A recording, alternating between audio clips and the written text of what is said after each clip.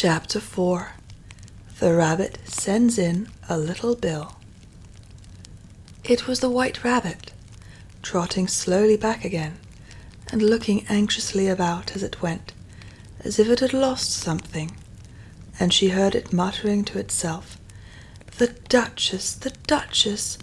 Oh, my dear paws! Oh, my fur and whiskers! She'll get me executed, as sure as ferrets are ferrets. Where can I have dropped them, I wonder?" Alice guessed in a moment that it was looking for the fan and the pair of white kid gloves, and she very good-naturedly began hunting about for them. But they were nowhere to be seen. Everything seemed to have changed since her swim in the pool, and the great hall, with the glass table and the little door, had vanished completely. Very soon the rabbit noticed Alice as she went hunting about, and called out to her in an angry tone, "Why, Marianne, what are you doing out here? Run home this moment, and fetch me a pair of gloves and a fan. Quick now!" And Alice was so very much frightened that she ran off at once in the direction it pointed to, without trying to explain the mistake it had made.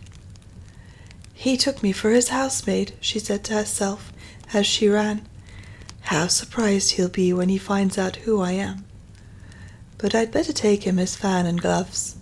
That is, if I can find them." As she said this, she came upon a neat little house, on the door of which was a bright brass plate with the name W. Rabbit engraved upon it. She went in without knocking, and hurried upstairs, in great fear lest she should meet the real Marianne, and be turned out of the house before she had found the fan and gloves. "How queer it seems," Alice said to herself, "to be going messages for a rabbit! I suppose Dinah will be sending me on messages next." And she began fancying the sort of thing that would happen. "Miss Alice, come here directly and get ready for your walk." "Coming in a minute, nurse. But I've got to see that the mouse doesn't get out. Only I don't think," Alice went on, "that they'd let Dinah stop in the house if it began ordering people about like that." By this time she had found her way into a tidy little room with a table in the window, and on it, as she had hoped, a fan and 2 or 3 pairs of tiny white kid gloves. She took up the fan and a pair of the gloves, and was just going to leave the room when her eye fell upon a little bottle that stood near the looking-glass. There was no label this time with the words "Drink me," but nevertheless she uncorked it and put it to her lips. "I know something interesting is sure to happen," she said to herself, "whenever I eat or drink anything, so I'll just see what this bottle does. I do hope it'll make me grow large again, for really I'm quite tired of being such a tiny little thing." It did so indeed, and much sooner than she had expected. Before she had drunk half the bottle, she found her head pressing against the ceiling, and had to stoop to save her neck from being broken. She hastily put down the bottle, saying to herself, "That's quite enough. I hope I shan't grow any more. As it is, I can't get out of the door. I do wish I hadn't drunk quite so much." Alas, it was too late to wish that. She went on growing, and very soon had to kneel down on the floor. In another minute there was not even room for this, and she tried the effect of lying down with one elbow against the door, and the other arm curled around her head. Still she went on growing, and as a last resource, she put one arm out of the window and one foot up the chimney, and said to herself, "Now I can do no more, whatever happens. What will become of me?" Luckily for Alice, the little magic bottle had now had its full effect, and she grew no larger.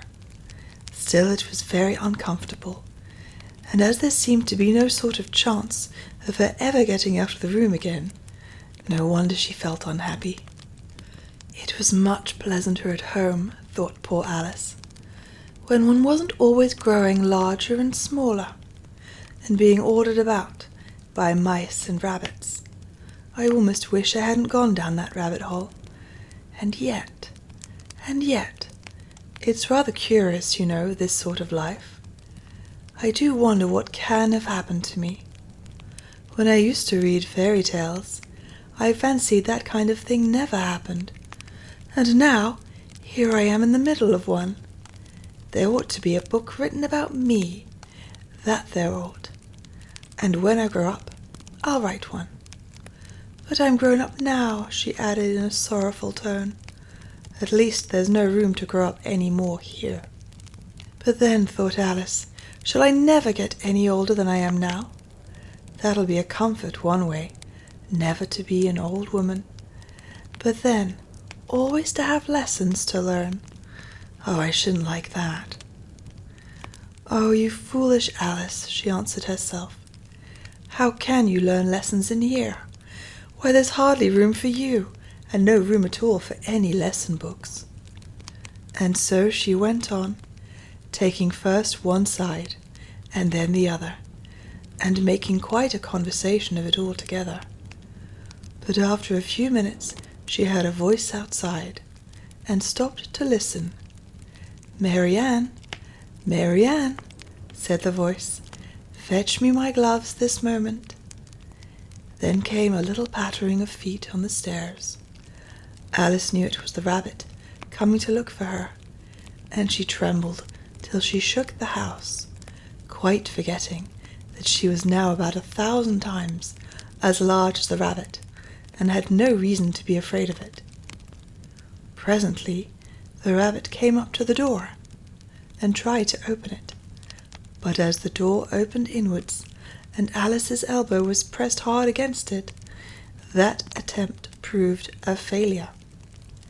Alice heard it say to itself, "Then I'll go round and get in at the window." "That you won't," thought Alice, and after waiting till she fancied she heard the rabbit just under the window, she suddenly spread out her hand and made a snatch in the air. She did not get hold of anything, but she heard a little shriek, and a fall, and a crash of broken glass, from which she concluded that it was just possible it had fallen into a cucumber frame, or something of the sort. Next came an angry voice, the rabbit's. "Pat! Pat! Where are you?" And then a voice she had never heard before. "Digging for apples, your honour."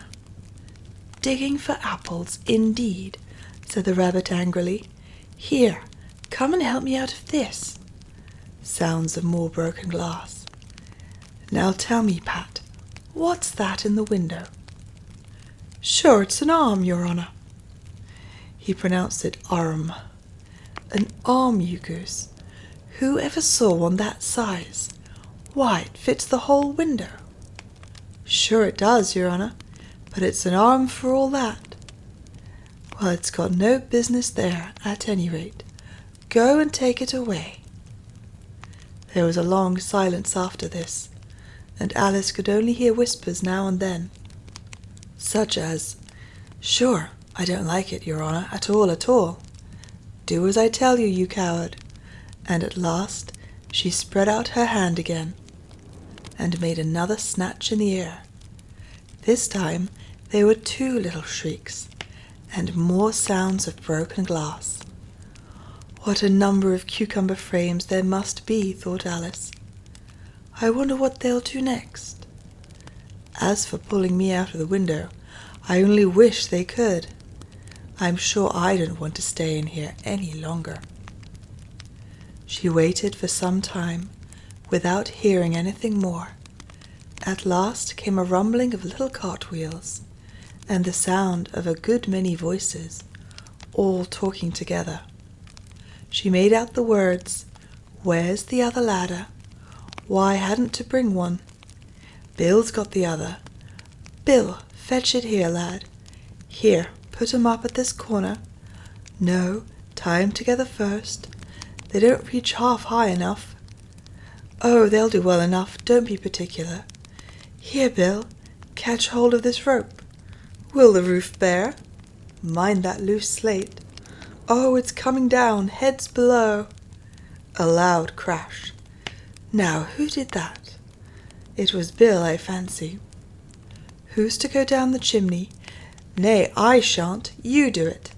"That I won't, then." "Bill's to go down. Here, Bill. The master says you're to go down the chimney." "Oh, so Bill's got to come down the chimney, has he?" said Alice to herself. "Shy, they seem to put everything upon Bill. I wouldn't be in Bill's place for a good deal. This fireplace is narrow, to be sure, but I think I can kick a little." She drew her foot as far down the chimney as she could, and waited till she heard a little animal, she couldn't guess of what sort it was, scratching and scrambling about in the chimney close above her. Then saying to herself, "This is Bill," she gave one sharp kick and waited to see what would happen next. The first thing she heard was a general chorus of "There goes Bill." Then the rabbit's voice along, "Catch him, you by the hedge." Then silence, and then another confusion of voices. "Hold up his head. Brandy now, don't choke him. How was it, old fellow? What happened to you? Tell us all about it." Last came a little feeble, squeaking voice. "That's Bill," thought Alice. "Well, I hardly know. No more, thank ye. I'm better now. But I'm a deal too flustered to tell you. All I know is something comes at me like a jack-in-the-box, and up I goes like a skyrocket." "So you did, old fellow," said the others. "We must burn the house down," said the rabbit's voice, and Alice called out as loudly as she could, "If you two, I'll set Dinah at you." There was a dead silence instantly, and Alice thought to herself, "I wonder what they will do next. If they had any sense, they'd take the roof off." After a minute or two, they began moving about again, and Alice heard the rabbit say, "A barrowful will do to begin with." A barrowful of what? thought Alice, but she had not long to doubt, for the next moment a shower of little pebbles came rattling in at the window, and some of them hit her in the face. "I'll put a stop to this," she said to herself, and shouted out, "You'd better not do that again," which produced another dead silence. Alice noticed with some surprise that the pebbles were all turning into little cakes as they lay on the floor, and a bright idea came into her head. "If I eat one of these cakes," she thought, "it's sure to make some change in my size, and as I can't possibly make myself any larger, they must make me smaller, I suppose." So she swallowed one of the cakes, and was delighted to find that she began shrinking directly. As soon as she was small enough to get through the door, she ran out of the house, and found quite a crowd of little animals and birds waiting outside. The poor little lizard, Bill, was in the middle, being held up by 2 guinea pigs, who were giving it something out of a bottle. They all made a rush at Alice the moment she appeared, but she ran off as hard as she could, and soon found herself safe in a thick wood.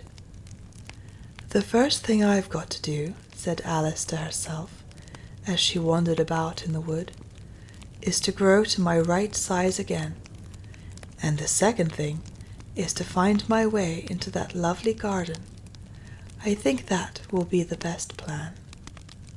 It sounded an excellent plan, no doubt, and very neatly and simply arranged, The only difficulty was that she had not the smallest idea how to set about it. And while she was peering about anxiously among the trees, a little sharp bark just over her head made her look up in a great hurry. An enormous puppy was looking down at her with large round eyes and feebly stretching out one paw, trying to touch her. "Poor little thing," said Alice in a coaxing tone, and she tried hard to whistle to it, but she was terribly frightened all the time at the thought that it might be hungry, in which case it would be very likely to eat her up in spite of all her coaxing. Hardly knowing what she did, she picked up a little bit of stick and held it out to the puppy, whereupon the puppy jumped into the air off all its feet at once, with a yelp of delight, and rushed at the stick, and made believe to worry it. Then Alice dodged behind a great thistle to keep herself from being run over, and the moment she appeared on the other side, the puppy made another rush at the stick, and tumbled head over heels in its hurry to get hold of it. Then Alice, thinking it was very like having a game of play with a cart horse, and expecting every moment to be trampled under its feet, ran round the thistle again. Then the puppy began a series of short charges at the stick, running a very little way forwards each time, and a long way back, and barking hoarsely all the while, till at last it sat down a good way off, panting, with its tongue hanging out of its mouth, and its great eyes half shut. This seemed to Alice a good opportunity for making her escape, so she set off at once, and ran till she was quite tired and out of breath, until the puppy's bark sounded quite faint in the distance. "And yet what a dear little puppy it was," said Alice, as she leant against a buttercup to rest herself, and fanned herself with one of the leaves. "I should have liked teaching it tricks very much, if only I'd been the right size to do it. Oh dear, I'd nearly forgotten that I've got to grow up again. Let me see, how is it to be managed? I suppose I ought to eat or drink something or other. But the great question is, what?" The great question certainly was, what? Alice looked all round her at the flowers and the blades of grass, but she did not see anything that looked like the right thing to eat or drink under the circumstances. There was a large mushroom growing near her, about the same height as herself, and when she looked under it, and on both sides of it, and behind it, it occurred to her that she might as well look and see what was on the top of it. She stretched herself up on tiptoe, and peeped over the edge of the mushroom, and her eyes immediately met those of a large blue caterpillar that was sitting on the top with its arms folded, quietly smoking a long hookah, and taking not the smallest notice of her or anything else.